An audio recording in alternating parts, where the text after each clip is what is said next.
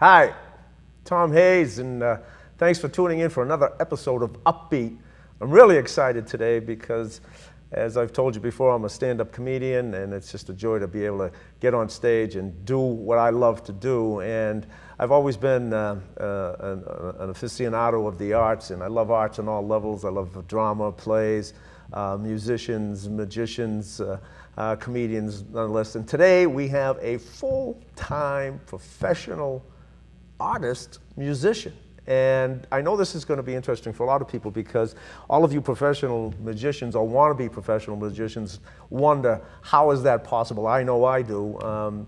It seems like a fantasy. I never knew that I'd be able to do stand-up comedy and make a living at it. And so today's guest is Dave Alexander, and Dave is originally from Malden, Massachusetts. That's right. I grew up in Malden, Yeah. Class of '83, and I live in Lynn right now, but Malden is always my home. But I understand you travel a lot. I've traveled the world from Tokyo to Texas to Hawaii, That's amazing. Belgium.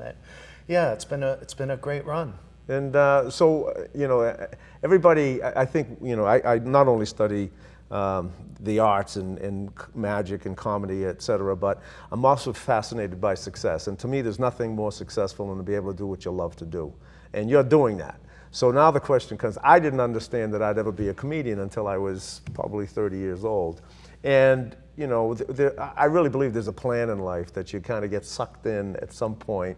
And even though you may have a direction that you want to go a certain way, all of a sudden you find yourself in a whole other world. Now, when did it hit you that you wanted to do music? Music, yeah, from a very early age. I mean, just the child of television, I watched a lot of television shows. I remember the first one that appealed to me was Zoom, PBS, and all the kids running around and having fun. That's what I wanted to do, run around and have fun. And then I saw a show called The Monkees when I was about 10 or 12 years old. This is where the story takes an interesting twist because I'm a Beatles fan. I'm a huge Beatles fan, but I knew about the Monkees before I knew there was such thing as the Beatles. So the Monkees were my first introduction to what I wanted to do. There's four guys just being goofy on TV, running around, singing great music that I would sing. And so not only did I want to be in front of the camera, but I wanted to play music. I found that I had a natural talent to pick up music by ear. When did that start? I mean, did you get lessons? I got trombone lessons in 4th grade, but I always had this block about reading music, and I found that I could play better if I played what I heard. Right. I can read a little music, but I play better from hearing music. So just then it just started to grow and grow, and I joined school plays, and in high school we had a variety show, and there was lots of acting and playing in bands, and I joined the high school marching band, and from there I joined a lot of cover bands, started to play the clubs around the Boston scene in the early 80s. So I pretty much decided in high school that, I'm going to try to be a musician. And it's a rocky road. That's such an amazingly bold move. I mean, everybody, you just know, I know there's certain things that I had to overcome in life. You always get that parental, adult, you can't do this. So did you get that? Oh, yeah, all the time. I don't know what my parents wanted me to do, but I knew what they didn't want me to do, which was to be a musician, So, it was hard to tell them that this is what I really love, because every time, finally, my mother saw the sparkle in my eyes when I was singing or on stage. And, I started writing music also at 16 years old. So you overcome, you just mentioned that you had this block with the writing, so you overcame that. Yeah, reading. I couldn't read music too well, but I can write. It's something that happens in your head. So now it's a natural thing. So even if somebody hands you a sheet of music, Can you pick it up from the reading? Yep, it depends on what it is. I read what's called tablature, where if it's a guitar chart, it'll have the name of the chords on it, and that's what I can read. Okay. I know that. So, yeah. But then once you hear it played through, you're off. Yeah, it's not rocket science. It comes very naturally to me. Okay, so again, this is for all of you aspiring musicians out there and entertainers, actors, whatever. Here's what I want to dig at. Everybody hears this. Everybody hears or has this desire. Anybody who loves music says, I'm going to do this. But what do you think the percentage is that actually become, make a career out of it like you have? Oh, the percentage is probably 50% because... 50%? Yeah, I would think think it's that high? Well, I mean, because a lot of people, they play music professionally in club situations, and I don't know if they can make a complete living doing that. Okay, so but you're a complete living musician. All right. Then it goes so down. you had to have something in you. This is what I find the interesting. You had something in you that said, you put a filter on, and you said, I'm not going there. I'm going where I want to go. That's right. Where did you get that conviction? I don't know. It's just, I guess, from meeting people and interacting with the right people that could see my talent and helped it grow. And it just grew from there. I remember meeting a good friend of mine, Bob Gautreau, who saw this talent in me, and he pretty much was the one that started me on this road to meeting other people that led to where I'm at today. So I kind of have. So you had a mentor. Yeah. Right. Everybody needs a mentor. So tell us about some of the obstacles again, because I think, I just read Stephen Jobs' book, and I found it really inspirational because Stephen Jobs said, find out what you love to do and do it, and don't settle. Right. So did you come to that stage where you felt like you had to settle, or did you have that temptation to go back? Yeah, once in a great while, I've taken odd jobs here and there just to get by because I'm still not rich by any means. I'm just getting by as it is with the economy. But I just have to put my foot down and say, it's too late now to do anything else, It really is. Isn't that a beautiful, it's that point of no return? Right. And the other thing I find amazing is that somehow, and Stephen Jobs alluded to this, and all great spiritual, Stephen Jobs was a very spiritual guy. He studied Zen for a long time, he meditated, and he had a very clear vision in what he wanted to do, and he knew how the universe worked, and he says, plain and simple, don't settle, don't go back. He says, once you go back, you've lost. Right. And so you stand there, and somehow you get the gigs. That's it, yep, I got the gigs. And so now I know a little bit about where it led you. What was the turning point that, you've actually toured nationally? Yes, I have. Turning point started from, I went from cover bands around Boston into doing like cabaret shows around the country with my friend Bob Gautreau. And through him, I met more and more people that were in these improv comedy troupes. And from there, I kept escalating. I met more people that actually put on this great play called the Real Life Brady Bunch play. Mm-hmm. And it was all these adult actors portraying the Brady Bunch on stage. Not the real Bradys, but like adult people playing little kids, which was really funny for the audience because they would do the script verbatim. And I was just the musical director. I took care of all that incidental music that was so much part of the story that people just related to that.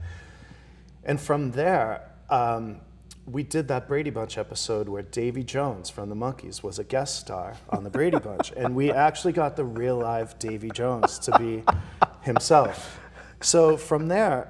Now, was this thing televised? It wasn't televised. It was a play. It was a stage play. We played Kennedy Center. And really? On that magnitude? Oh, yeah.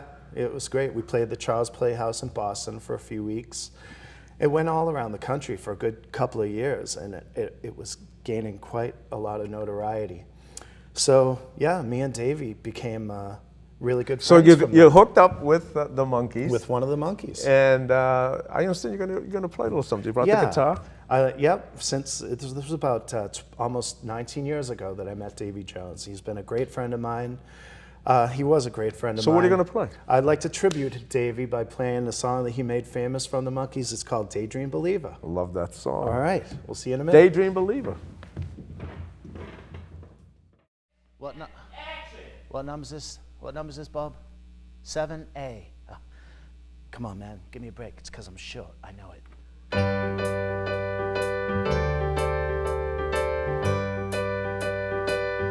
Oh, I could hide neath the wings of the bluebird as she sings. The 6 o'clock alarm would never ring, but it rings and I rise, wipe the sleep out of my eyes. The shaving razor's cold and it stings. Cheer up, sleepy Jean. Oh, what can it mean to a daydream believer and a homecoming queen? You once thought of me as the white knight on his steed, and now you know how happy I can be. And all good times start and end without $1 to spend. But how much, baby, do we really need? Cheer up, sleepy Jean. Oh, what can it mean to a daydream believer and a homecoming? Cheer up, sleepy Jean. Oh, what can it mean to a daydream believer and a homecoming queen?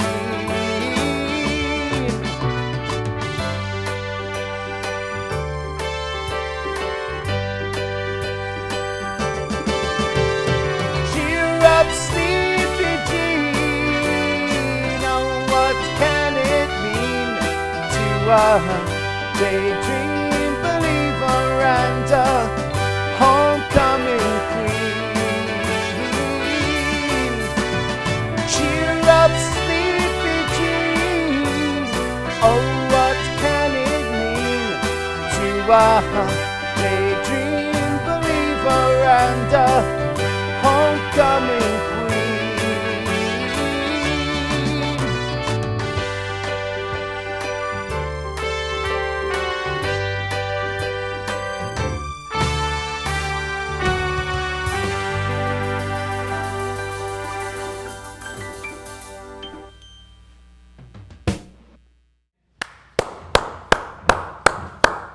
Thanks. That song is so uplifting. You know, you mentioned the Beatles. I don't even understand how you got it to the Monkees before the Beatles, because I'm obviously older than you, and it was the Beatles. But you know, to think that they grabbed a bunch of people and recruited them and synthetically made a Beatles mock-up. That's it. But produced absolutely amazing music. Yep. Music that even to this day sticks. It will live forever. Yeah. It seems. It's just so familiar and happy-go-lucky music. There was never anything really dark about the Monkees, and it still lives to this day. That's true. You know, I went to I got a master's degree in economics. I went to the University of Connecticut. Pete Torkelson was Tork's father. Oh, right. He taught me economics. Oh, how funny is that? So that's the only connection I have. So you met Davey, and then so what happened after that? And after the Brady Bunch ended in '94, I got a phone call from Davy Jones in that unmistakable voice. You know, he's like, "Hey man, what are you doing? Would you like to be in my band?" And I was like, I mean, if you're busy, man, you know, it's all right. And so I'm like, no, I could do that. Yeah, that'd be great. And that was it. That was the beginning. 1995, we went to Japan. He took me to Japan with him, where he's really big, even when he's standing up.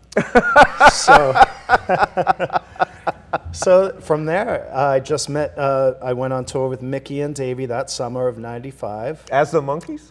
Yeah, they called it the Best of the Monkees with Mickey and Davey. And that was a great summer. And then in 96, what happened was it was the 30th anniversary tour.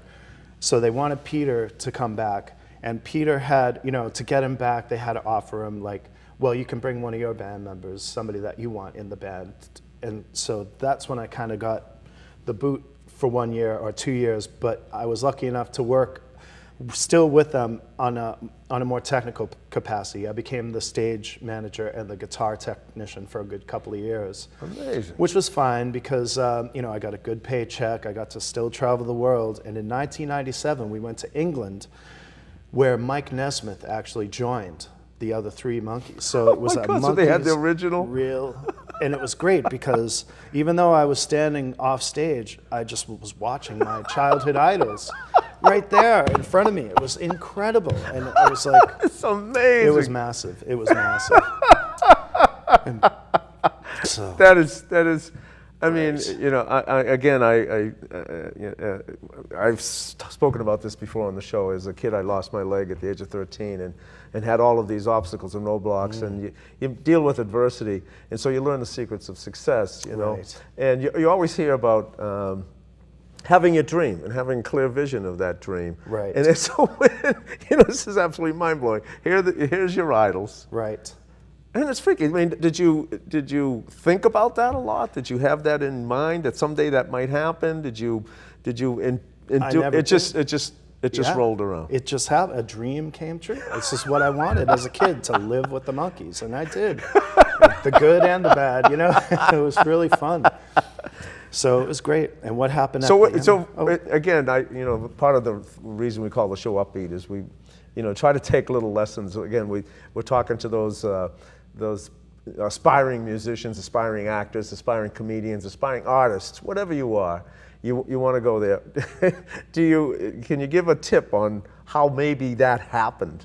I don't know. I would just say I was myself all of the time. I just try to never be phony, which sometimes I found in this business gets you a little further. But What, being phony? yeah, Really? I met a lot of phony people here and there, but for me, just being myself helped me win people over. Just talking to them. And the other big thing is, the common interest that me and Davey and Mickey have with the Beatles. So as long as I was playing Beatle music off stage, they would sing along. Is that right? And this is what got me eventually back into the band situation, is Mickey didn't realize I had all this knowledge of Beatles music. So one day after a show, I was playing the piano at the bar for a good solid 3 hours, all Beatles, and Mickey was singing along and having a good time, and he's like, I never knew you had so much talent. And so that was like a common denominator that kept us together for all these years, Beatles music. Go figure. Unbelievable. So now do you still play with all of the members? Or? Well, I've been with Mickey for the past 6 years as his keyboard player.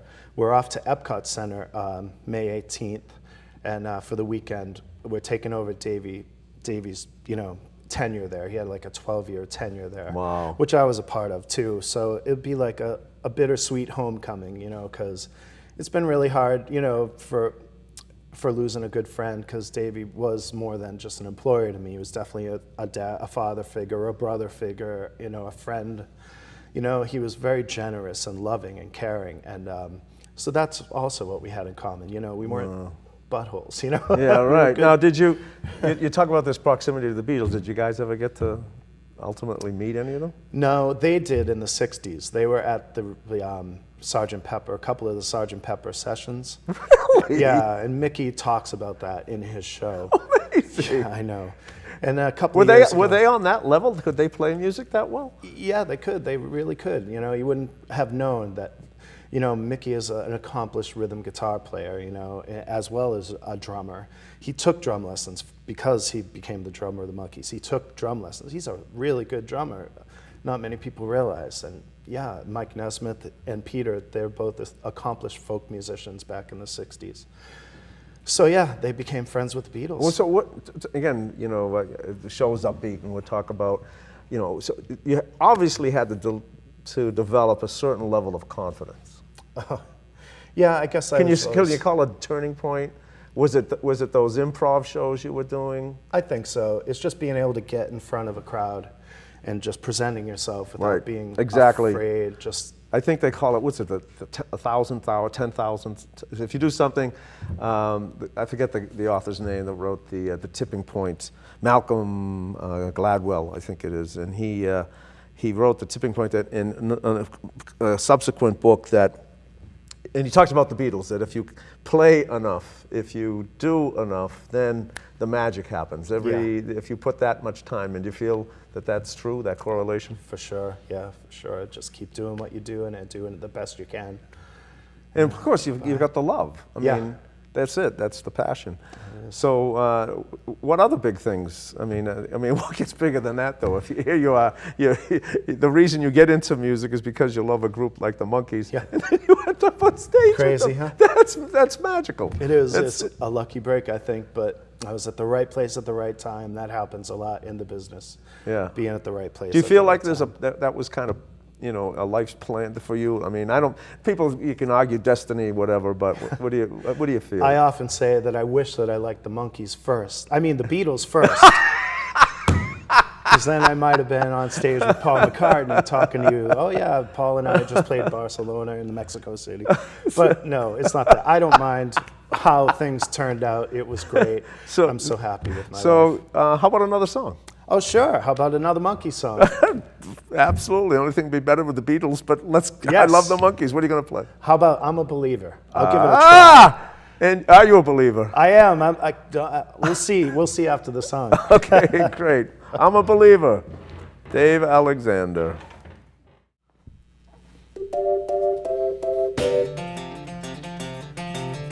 I thought love was only true in fairy tales.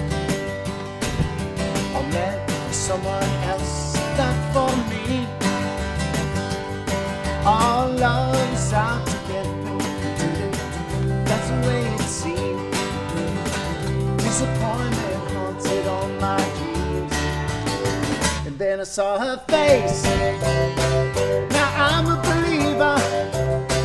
There's not a trace of doubt in my mind. I'm in love. Ooh, oh, I'm a believer. I couldn't leave her if I tried. I thought love was more or less a given thing. It seems the more I gave, the less I got. Oh, what's the use in trying? All you get is pain. When I needed sunshine, I got rain. And then I saw her face. Now I'm a believer. There's not a trace of doubt in my mind. I'm in love. Ooh, oh, I'm a believer. I couldn't leave her if I tried. To the monkey.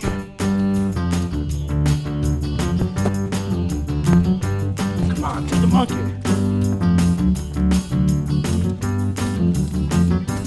Oh, love was out to get me.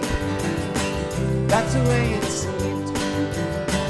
Disappointment haunted all my dreams. And then I saw her face. Now I'm a believer. There's not a trace of doubt in my mind. I'm in love, oh yeah, I'm a believer. I couldn't leave her if I tried. Yes, I saw her face. Now I'm a believer. There's not a trace of doubt in my mind.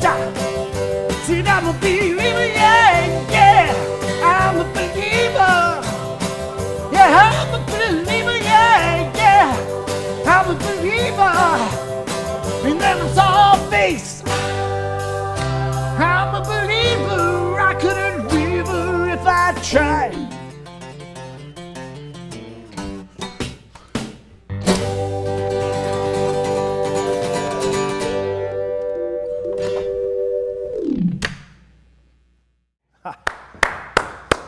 Well done. Thank you. Well done. And you Thank you. are a believer. I'm a believer.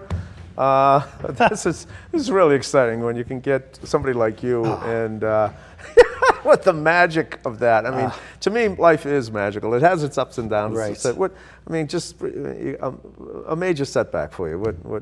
What could it have been throughout life? Does something stand out as a As setback? far as Anything. Geez, I can't. I mean, you talked about him being a friend and losing him. I mean, did you take that as a setback? Or? Yeah, that was pretty hard. I guess probably my biggest setback. I mean, it's a little personal, but I mean, being on the road for so much time and having the free alcohol available to you. Okay. That pretty much caught up with me about 3.5 years ago. I came close to taking all that for granted and nearly losing my life. It was pretty scary. So that's the big temptation. I just read Keith Richards' book Life. Right. Oh my God, the trap that they get into. Right. And, what is that though? What is the trap? That it's just available, or that you're depressed, or what? Yeah, available and hiding from things that you don't want to face, and seeing the world through, being high rather than seeing the world for, what it is really. It's interesting. That's the part that always intrigued me. How did they reach those heights, and they got the dream, but yet, what is it inside that makes you go that way? I mean, yeah, one of my friends always said if she ever won the Academy Award, her speech would be, "I'd like to thank my parents for instilling in me the want to seek the love of strangers," which was kind of funny. Exactly. So now, we mentioned the Beatles. I understand you do the Beatles. Right. The Beatles have come full circle. And they play you have a website? Yeah, we started a band last year with some high school friends who actually became mortgage bankers for their career. And now they want to do music again. And they're Beatles fans like me. So we started a band last September. It's called Glass Onion. And we cover the Beatles music and the Beatles influences. So you never know what you're going to get. I mean, we do a lot of deep cuts and we pay attention to the harmonies. And it's just acoustic guitars and drums. Really? I'll play a little keyboard here and there, and a little bass guitar here and there. What part of their career? What do you focus Everything. on? From before they were famous until their solo material. And acoustically, not? Yeah, we pretty much. What about the keyboard? Keep it low key. I'll play keyboard for Hey Jude or Let It Be or Day in the Life, but mostly we just sing. We're focusing on the harmonies, which is beautiful. What a lot of people don't focus on. And what's the website? Oh, it's called onionlove.net. Onionlove.net. Right. That's pretty easy. It's cool, and you can find our Facebook page if you type in Facebook/Glass Onion Music. You can find us on Facebook. So in all the clubs locally? I mean, a lot of clubs? We play mainly in the North Shore, like Salem and Marblehead and Concord. We'll play once in a while. We play Main Street's Market and Cafe. Once every 2 months, which is a nice little gig for us. You got a pretty good fan base? So far, so good. It's catching on. Every place that we play, people really like our style because we don't dress like them. We just are up there showing our passion and our love for the Beatles music. So please check out our site. I'll tell you, this is, we never know where one of these interviews is going to go. This has been an absolute blast. I'm just buzzing from the fact that you got to have these heroes as the Monkees and got to tour with them, and now playing Beatles music and making money. Yeah, it's fun. Thanks for having me. Thank you, Dave. It was a blast. Dave Alexander, ladies and gentlemen. And that website one more time? onionlove.net. Thank you. Thanks so much. All right, thanks.